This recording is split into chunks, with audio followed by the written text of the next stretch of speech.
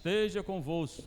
Ele está no meio de nós. Proclamação do Evangelho de nosso Senhor Jesus Cristo, segundo Marcos. Glória a vós, Senhor.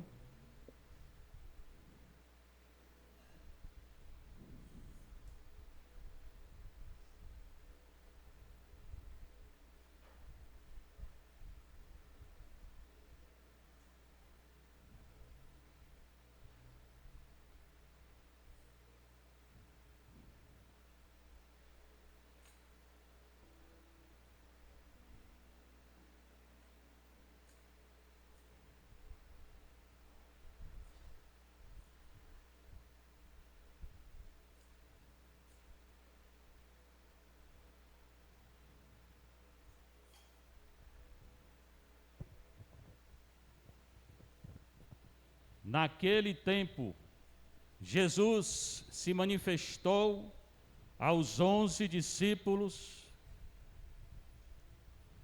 e disse-lhes: Ide pelo mundo inteiro, anunciai o Evangelho a toda criatura. Quem crê e for batizado será salvo. Quem não crê será condenado. Os sinais que acompanharão aqueles que crerem serão estes: expulsarão demônios em meu nome, falarão novas línguas, se pegarem em serpentes ou beberem algum veneno mortal, não lhes fará mal algum. Quando impuserem as mãos sobre os doentes, eles ficarão curados. Depois de falar com os discípulos, o Senhor Jesus foi levado ao céu e sentou-se à direita de Deus. Os discípulos então saíram e pregaram por toda parte. O Senhor os ajudava e confirmava sua palavra por meio dos sinais que acompanhavam. Palavra da salvação. Glória a vós, Senhor. Sentar um pouquinho, você está em casa, você que está aqui na nossa paróquia de Santa Terezinha, Vicente Pison, paróquia mais bonita do Brasil. Tirando essas doidices aí que fica atrapalhando a missa, o resto é bom. O Evangelho de Jesus Cristo, segundo Marcos, é de Jesus Cristo. Não é nem de Marcos, nem meu, nem de ninguém, é de Jesus Cristo. Alguém trouxe a Bíblia hoje? Semana passada 2 trouxeram, 3. Aí hoje ninguém trouxe, né? Trouxe, 1, 2. É bom trazer a Bíblia. Eu vou lendo, vocês vão acompanhando aí na Bíblia. Hoje é Marcos 16, 15 a 20. Portanto, o Evangelho sendo de Jesus Cristo não pode mudar, não. Ninguém pode mudar a palavra de Deus, não. Estão querendo mudar a palavra de Deus. Porque às vezes a palavra é dura e a pessoa não quer ouvir. Só quer ouvir o que quer ouvir, né? Não, a gente tem que ouvir é tudo. Toda palavra tem que ser ouvida, não é só o que quer ouvir, não. E tem que ser obedecida e seguida. Falei no início da missa que hoje é a festa da Ascensão do Senhor. Jesus se encarnou no seio de Maria, 25 de março a gente celebra. Aí ele sofreu a paixão e a morte, todo ano muda o dia da paixão e da morte. Aí ressuscitou, no domingo da ressurreição, na Páscoa. Depois ele foi elevado aos céus. Na verdade, ele se elevou, porque é Deus. Ele subiu, ele ascendeu. Maria que foi assunta. Maria não é Deus, né? Mas Jesus, pela força dele, ele subiu. E daqui uma semana, Pentecostes, a festa de Pentecostes. Aqui na nossa igreja vai ter 3 dias de encontro. Começa sexta-noite com a missa. Aí vai ter oração, confissão, adoração, missa, muita formação. E domingo à noitezinha, chegue mais cedo, que vai ter uma grande oração aqui. Domingo, a partir das 5h30, vai ter uma oração aqui de cura e libertação.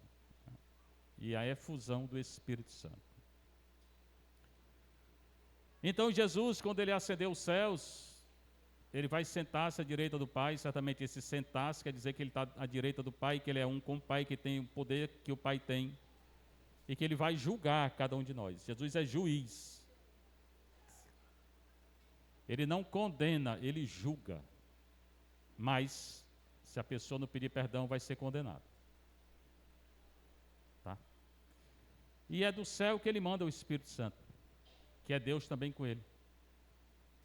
Que é a festa de domingo que vem, que vai ter a missa de sábado, já a missa da vigília. Vem também a missa de sábado. Voltou a chuva, foi, pode sentar e entrar aqui, tem vaga aqui na frente, pode sentar aqui, se tiver cadeira, senta no chão. Pode trazer a cadeira, sentar aqui, ó. Pois bem, é Marcos 16, 15 a 20.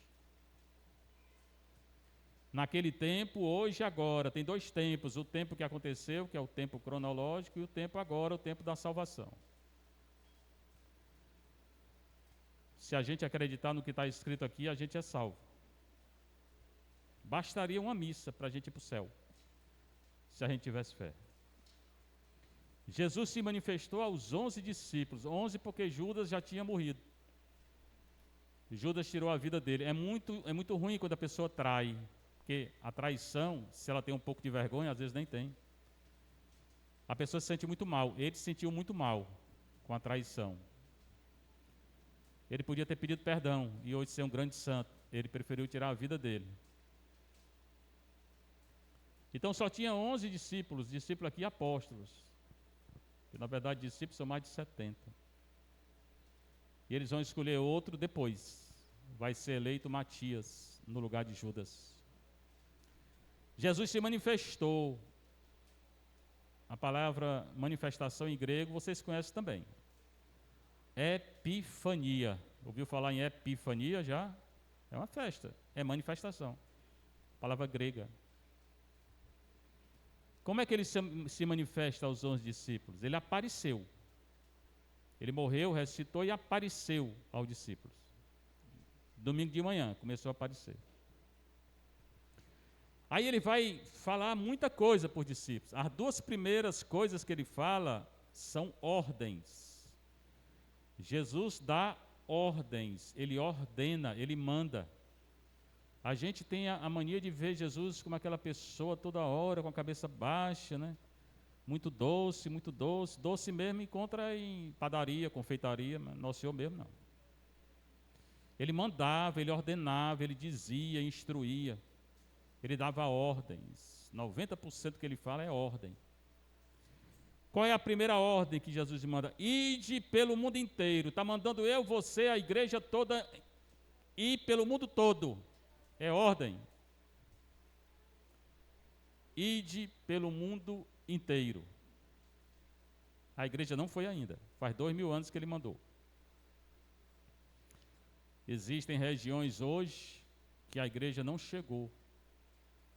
Existem governos hoje que não querem a igreja. A China comunista é um desses governos. Ela persegue os cristãos. E tem gente no Brasil a favor da China. Você tem uma ideia. Marta, peça às crianças para ficar calado, que estamos na missa. Então fica lá em cima. Ó. A China comunista persegue os cristãos. E tem gente no Brasil a favor da China comunista.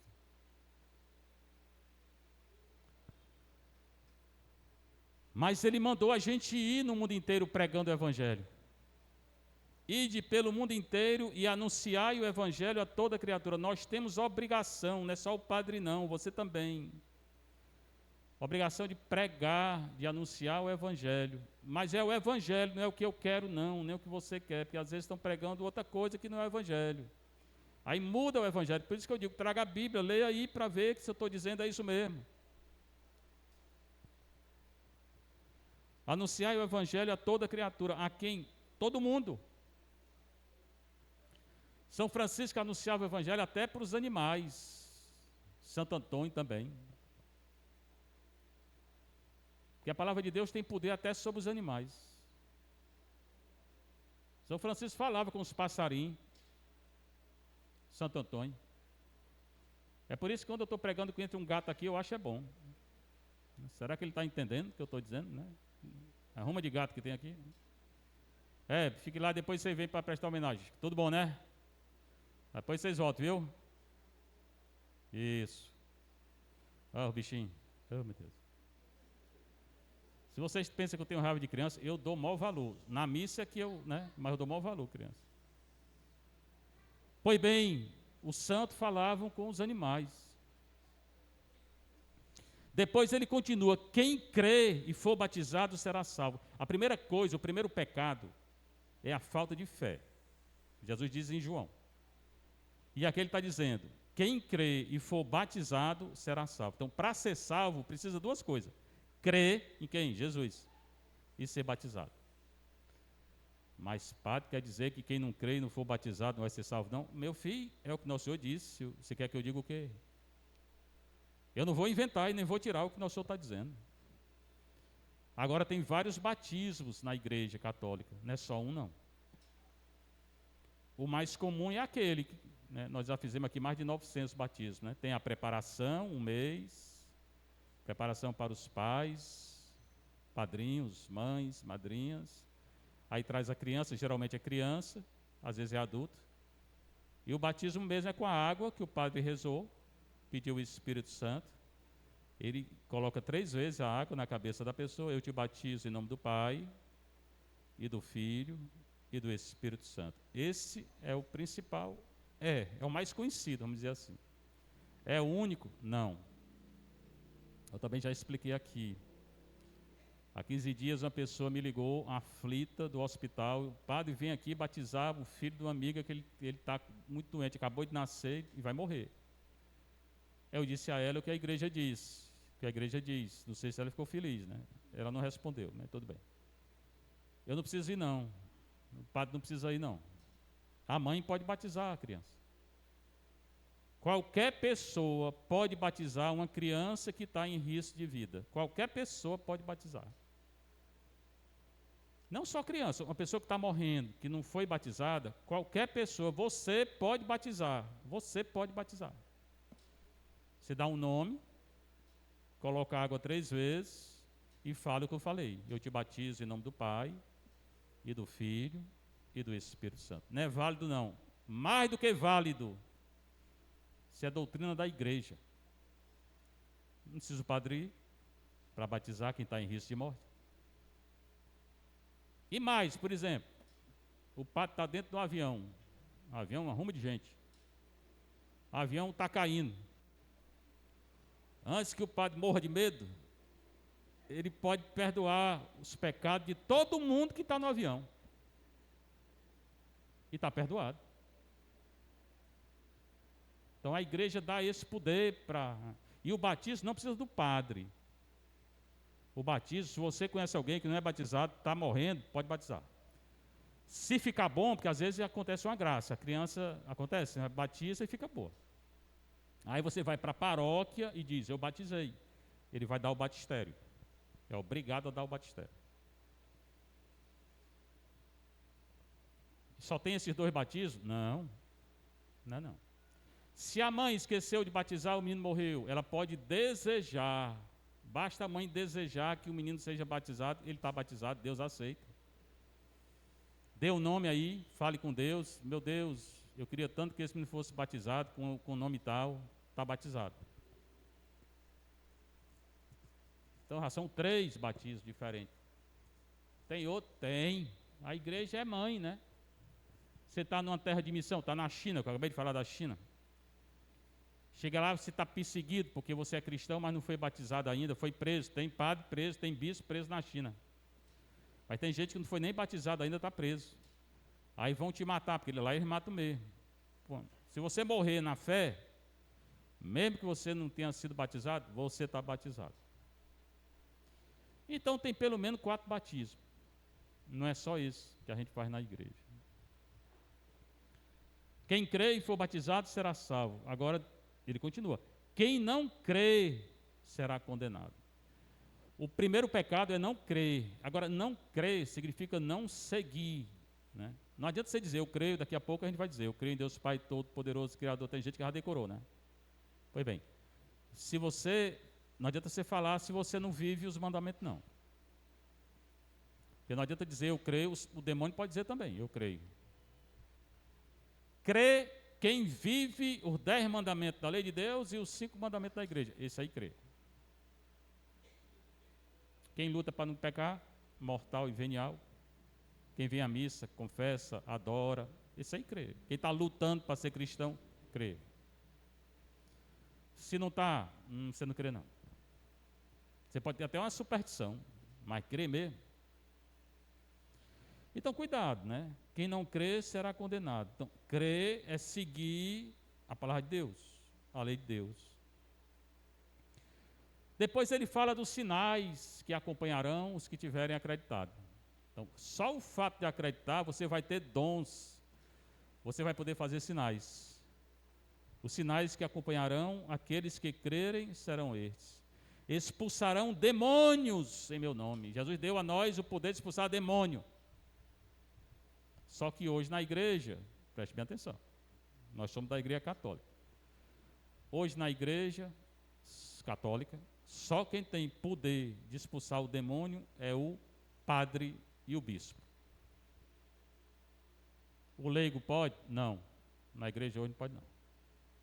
E mais, o padre que tiver autorização por escrito do bispo. Senão, não tira o demônio. Não pode tirar. Se tirar, o demônio entra em você. Pronto, aí aprende. Só o padre, todo padre recebe o ministério do exorcismo. Ele vai receber antes de ordenação. Eu recebi. Mas só pode exercer com autorização por escrito. Fortaleza ainda não foi instituído o exorcista da diocese. Quando o bispo instituir, é aquele ali que vai tirar o demônio. E eu tomara que não seja eu não, porque já vem tanto cão para cá. É que vai encher essa igreja de cão. Eu já falei com ele. Eu disse, pelo amor de Deus, não me bote não. Aí eu empurrei para 2 padres, amigo meu, bote aquele e aquele, né? Aí eu fiquei livre, né? Não sei o que ele vai fazer, que aqui já vem um bocado, Pois bem, então, expulsarão demônios em meu nome, e não é no nome do padre, não, é em nome de Jesus. Eu vi aí num vídeo um pastor expulsando o demônio no nome dele. Esse pastor deve ser o cão, porque vai expulsar o cão no nome dele. É no nome de Jesus. Quem expulsa não é o padre, não, é Jesus. Padre nenhum tem poder de expulsar nada. Depois ele diz, falarão novas línguas, é o dom das línguas. Tem gente que não acredita no dom das línguas. Existe sim. A renovação carismática católica, que surgiu depois do Vaticano II, lá na década de 60, na década que eu nasci em 61, aí em 67 surgiu a renovação carismática, eu conheci em 82. Tem dom de línguas? Tem, está na Bíblia, não tem como negar não. Procura explicar, um explica de um jeito, do outro, não interessa, está na Bíblia. Dom das línguas está na Bíblia. Pode orar em línguas? Pode. Eu tenho? Tenho. Eu rezo? Rezo. E daí? Posso rezar. Vou fazer essa oração de línguas domingo aqui à tarde. Pode vir. Quem não conhece, venha para conhecer. Só que Paulo dá um conselho para a comunidade. Ele diz que quando estiver em comunidade, só ore em línguas se houver interpretação. Isso é Paulo quem falou. E eu procuro seguir Paulo. Então, orar em línguas quando existe interpretação. Normalmente são línguas antigas, que a gente não sabe o sentido. E qual é o sinal que eu vejo que essa língua é dom do Espírito Santo, que essa língua que eu estou rezando vem de Deus? Porque traz uma paz muito grande dentro de nós. Não é uma paz qualquer. O mundo hoje precisa muito de paz, ainda mais essa inundação aí, né? A partir de amanhã, coloque a intenção dessa tragédia aí na missa, viu? Até resolver. Hein? O mundo precisa muito de paz. E não tem. A paz, quando vem de Deus, é uma coisa interna, dentro de nós. Por exemplo, muitas vezes, eu já falei isso aqui, muitas vezes eu estou cansado, eu estou falando aqui, eu estou cansado, porque eu acordei cedo, Eu confessei, eu celebrei a missa bonita lá. Fui visitar doentes. Cheguei em casa meio-dia. Aí preparei essa missa, estou aqui, confessei, estou celebrando e vou confessar. Estou cansado.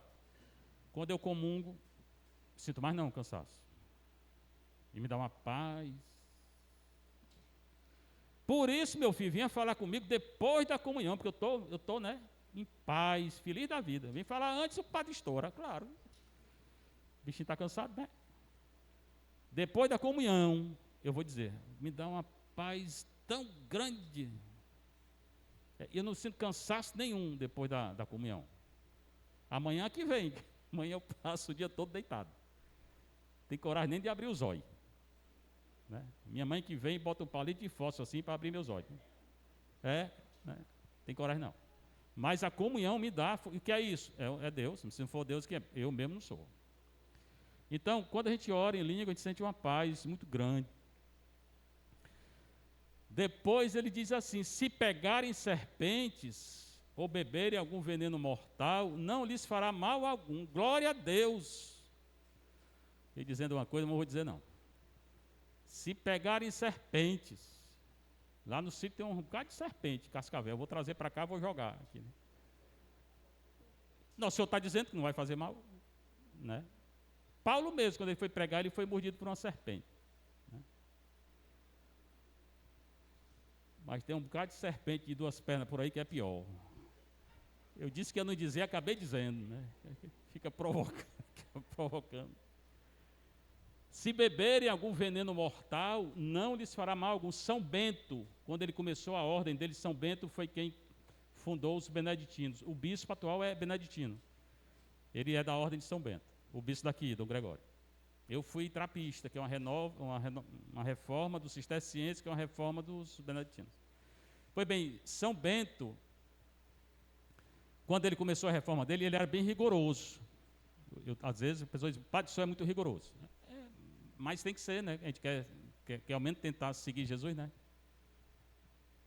Até disse assim, eu gosto de confessar lá embaixo, porque lá não tem pecado nenhum, e aqui tem muito pecado, quando a gente vai confessar. Ainda bem que não entenderam, né? Pois bem, São Bento era rigoroso. Aí um dos irmãos, na hora da missa, deu vinho envenenado para ele. Irmão dele, assim, irmão de comunidade. Aí ele fez um sinal da cruz no cálice, né? Aí o cálice caiu e quebrou. Você vê que são as coisas, né? Então, mesmo se ele tivesse bebido veneno, não ia fazer mal nenhum. Mas nem bebeu porque Nosso Senhor, né, preveniu. Então, serpente não faz mal a nós, veneno, né? Mas não vai tomar veneno em casa não, porque depois foi o padre. Quando impuserem as mãos sobre os doentes, eles ficarão curados. A oração que eu faço quando venho aqui, eu boto as mãos e rezo pela pessoa. Esse negócio de rezar com as mãos assim, é porque é assim que a igreja fazia e Jesus mandou. Bota a mão em direção à pessoa e reza. Mas reza com fé, que não adianta nada. Eu fiz aí com a palavra, né? Mandei botar a mão em direção à palavra, depois em sua casa. Não precisa nem tocar na pessoa não, basta rezar, até a distância. Se você tiver fé, você consegue a graça. É o que o Evangelho ensina. Quando impuserem as mãos sobre os doentes, eles ficarão curados. Eu já vi 5 curas na unção dos enfermos, o sacramento da unção. Não é extrema unção. Extrema unção não existe. É unção dos enfermos. A pessoa com 60 anos e diante já pode receber a unção. Traga sua mãe, seu pai, não sei quem você conhecer que tem 60 anos, assiste a missa, depois da missa recebe a unção. Aí vale pelo ano todo. Porque senão acontece alguma coisa, vai para o hospital, está todo entubado, chama o padre. E o padre não tiver tempo aí, outras coisas fazendo, como é que faz? Então se prepare antes. Eu já vi 5 curas com a unção dos enfermos. Certo? Precisa da fé, né? Com aquele óleo, o óleo santo, né? Chovendo de novo, pode entrar, tá, tem vaga aqui na frente, pode sentar aqui. Carra a cadeira e senta aí. Tá? Quando impuser as mãos sobre os doentes, eles ficarão curados. Nosso Senhor nos dá esses dons de cura, de expulsar o demônio, de orar em línguas. Se beber algum veneno não faz mal nenhum. Pega a cadeira, bota aqui dentro, senta aí, bota na frente daquelas lá.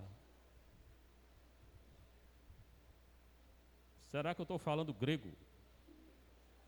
Pega as cadeiras, bota aqui e senta.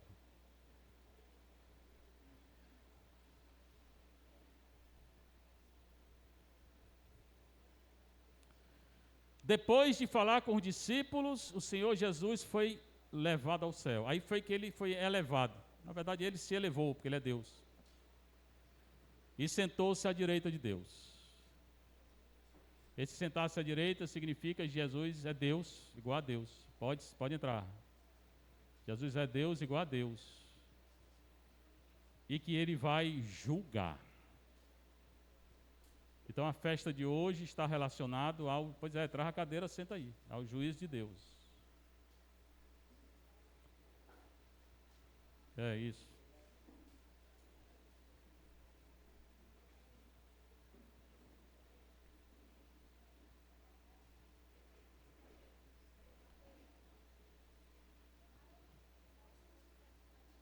Ao juízo de Deus. Pronto, aí no final tem o versículo 20. Os discípulos então saíram. Bora prestar atenção aqui. Bota a cadeira e senta, presta atenção. Pode entrar, sentar e prestar atenção. Os discípulos então saíram. Nosso Senhor falou tudo isso. Eles saíram e obedeceram. Então é nossa obrigação obedecer. Obedecer quem? Jesus. E pregaram por toda parte. Aí eles vão pregando. Hoje na igreja são os padres, né, que geralmente fica, mas o leigo também pode. O Senhor os ajudava e confirmava a sua palavra por meio dos sinais que a acompanhavam. Todos esses sinais existem hoje na igreja. Tem línguas, tem cura. Tem muita coisa acontecendo hoje. E vocês conseguem, muitas vezes, graças difíceis de acontecer. Tem gente que consegue graça por intercessão do santo tal, do outro santo. Pois é, mas é Deus quem dá a graça. Então tudo isso aqui pode acontecer na sua vida. Se você tiver fé, você consegue a graça. Mas a primeira graça mesmo, a mais importante, é a gente se converter. Porque às vezes alcança uma graça e se afasta de Deus. Porque quando está bem, aí se afasta. Quando está numa dificuldade, aí vem para a igreja. Aí quando consegue, às vezes se afasta. Aí não adianta. A melhor graça que a gente recebe de Deus é quando a gente se converte. Que dá essa paz que eu estou falando, uma paz grande dentro de nós. Tá? Tem mais cadeira aí não?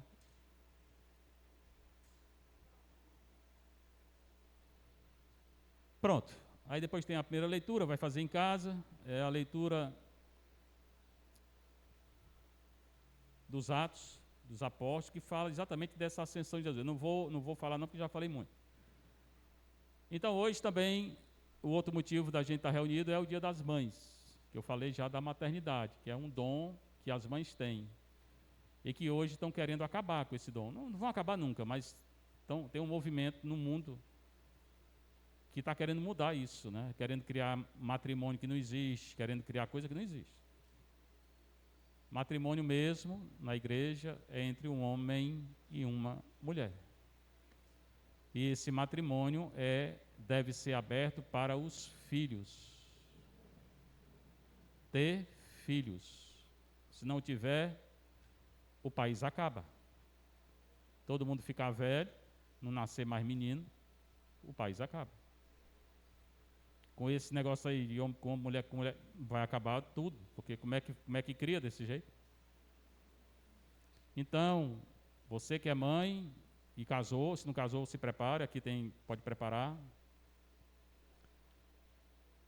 Você tem um grande dom, que é o dom da maternidade. Esse dom às vezes tem sofrimento, né? A gente escuta, né, de vocês. Casamento às vezes tem sofrimento. Mas é um dom. Jesus também sofreu. Ele morreu numa cruz. Aceite o sofrimento, né? Por causa de Jesus. Mas não esqueça que é um dom. Você que é mãe, você é a única pessoa da face da terra que pode gerar vida, uma outra vida. Certamente com um homem, né? Não vai gerar vida. E isso é um dom de Deus. Hoje de manhã lá no castelo, eu perguntei às meninas que estavam lá, né? Quem quer ser freira? Ninguém queria ser freira. Pobrezinha das freiras, tudo se acabar. Aí, vocês querem o quê? Se casar. Querem se casar. Aí quantos filhos? Nenhum. Como é que vai casar se não quer ter filho? Né? Aí eu fiz uma oração para cada menina daquela casar e ter 10 filhos. E eu vou fazer essa oração para as meninas aqui hoje, viu? Aí ficar nenhuma. Vai tudo correndo no meio da chuva aí. Seja louvado nosso Senhor Jesus Cristo. E vossa mãe, Maria Santíssima.